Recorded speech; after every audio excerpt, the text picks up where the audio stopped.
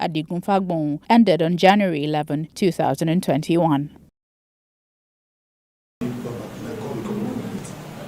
Civil society organizations committed to environmental justice in Nigeria have declared that the Petroleum Industry Act, recently assented to by President Muhammadu Buhari, neglects concerns of communities and strengthens oil companies operating in the polluted Niger Delta region. At a briefing in Port Harcourt, executive directors of some CSOs in the region expressed concern over the lamentation by host communities regarding the push for oil exploration in Ogoni land by the Nigeria National Petroleum Corporation NNPC. In his speech, Executive Director of People's Advancement Center, Celestin Akpobari, said the resumption of oil exploration in Ogoni land by the Nigerian Petroleum Development Company NPDC will be insensitive without a proper cleanup and compensation for the Ogoni people by Shell. There were legitimate demands in the Ogoni Bill of Rights. Rights that other Nigerians are already enjoying in abundance without a struggle. Look at what oil money has done in Abuja within a short period of time. Abuja does not have one oil well.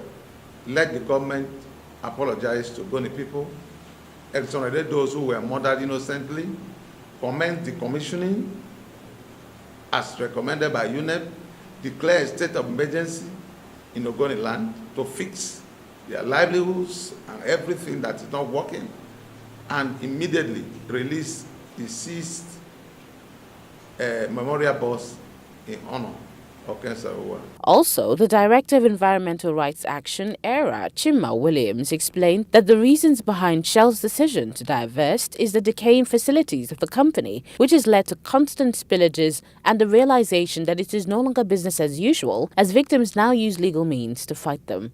Why will Shell be divesting onshore and then making more investments deep offshore, where nobody watches what they are doing? So this exposes the lies of Shell in this divestment, race. And here, for us, we are looking at, if this is the case, should we allow Shell to divest and leave in the mess they have created? And we think the answer should be no.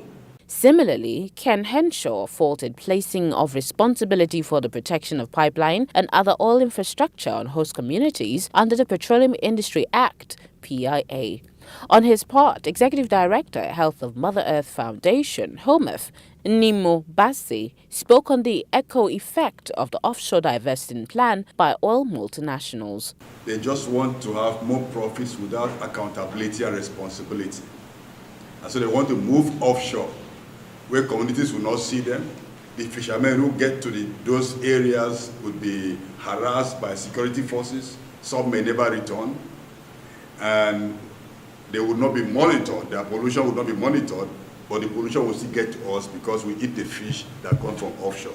The groups warned local investors interested in the assets and liabilities of the divesting Shell to exercise caution, as no host community will allow the resumption of oil exploration without adequate cleanup and compensation. They call on the federal government to concentrate on redeeming ecological disaster in the area rather than its planned attempt to resume oil exploration.